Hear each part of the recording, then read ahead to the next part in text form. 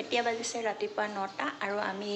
ready হৈ গ'লোঁ পূৰা আৰু এতিয়া আমি যাম জিম কৰবেট আৰু জিম কৰবেটৰ পৰা আমি ঘৰলৈ যাম কাৰণ ইয়াত অলৰেডি চব চোৱা হৈ গ'ল চব লেকেই আছে বেছিভাগ একে আমি 2-3খন লেক চাই ল'লোঁ আৰু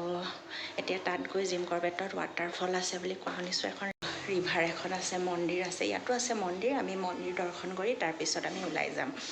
আৰু তেনেকৈ পাহাৰীয়া অঞ্চলত বেলেগ কিবা আছে বুলি একো নাই ইয়াত প্ৰাকৃতিক সৌন্দৰ্যই বেছি আৰু প্ৰাকৃতিক সৌন্দৰ্য বহুত ধুনীয়া হয় আপুনি ৰাস্তাত গৈ থাকিলেও মানে প্ৰাকৃতিক সৌন্দৰ্যৰে ভৰপূৰ আৰু চাই গৈ থাকিব পাৰে আমি এতিয়া তাৰে মানে অনুভৱবোৰ লৈ গৈ থাকিম লগতে আপোনালোককো দেখুৱাই থাকিম আহক এইখন হৈছে আমি থকা হোটেলখনৰ পিছফালে এইখিনি ধুনীয়াকৈ সজাই থৈছে এনেকৈ খোলা এৰিয়া হয় ইয়াত আহি আপোনালোকে বহিব পাৰিব ধুনীয়াকৈ মানে ইয়াতে চাহ তাহো খাব পাৰে ধুনীয়া এৰেঞ্জমেণ্ট কৰি থোৱা আছে আৰু ধুনীয়াকৈ মানে বন চনবোৰ কাটি ফুল চুল ৰুই থৈছে আৰু এইফালে এঘৰ মানুহৰ ঘৰ আছে ইমান ধুনীয়া পৰিৱেশ নহয় ইয়াত থাকি কিমান শান্তি লাগিব আপুনি ভাবি চাওক মানে এনেকুৱা লাগিছে যেন মই ঘূৰিয়ে নাযাম ইয়াতে থাকি যাম কিন্তু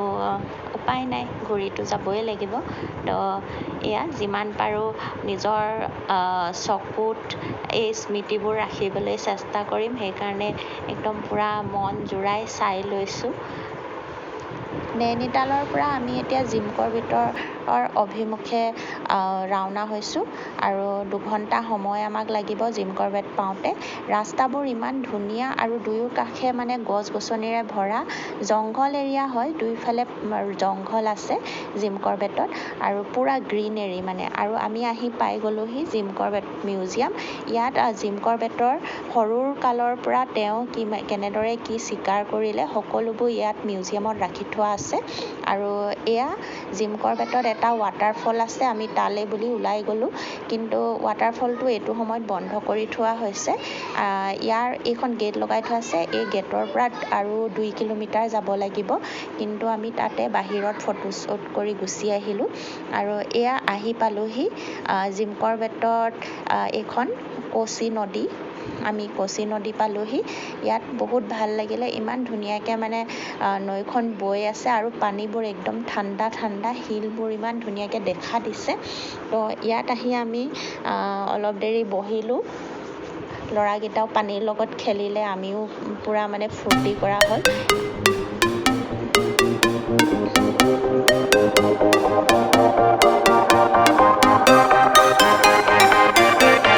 এয়াই আমাৰ লাষ্ট হয় জিম কৰবেটত তাৰপিছত আমি ঘৰলৈ বুলি আকৌ ৰাওনা হ'লোঁ আহি অলপ ভাগৰ লাগিছে পিছবেলা প্ৰায় 5টামান বাজিছে আমি সেইকাৰণে চাহ খাবৰ কাৰণে এই হাইৱেতে এনেদৰে হোটেলবোৰ বনাই থোৱা আছে তাতে সোমাই পিনি একাপ চাহ খাই ল'লোঁ আৰু সেই হোটেলৰ মানে আগফালে এনেকৈ সৰু ল'ৰা ছোৱালী খেলা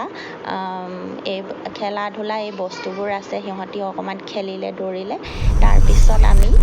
আকৌ ঘৰলৈ বুলি ৰাওনা হ'লোঁ আৰু এইবোৰ জিম কৰবেট এৰিয়া হয়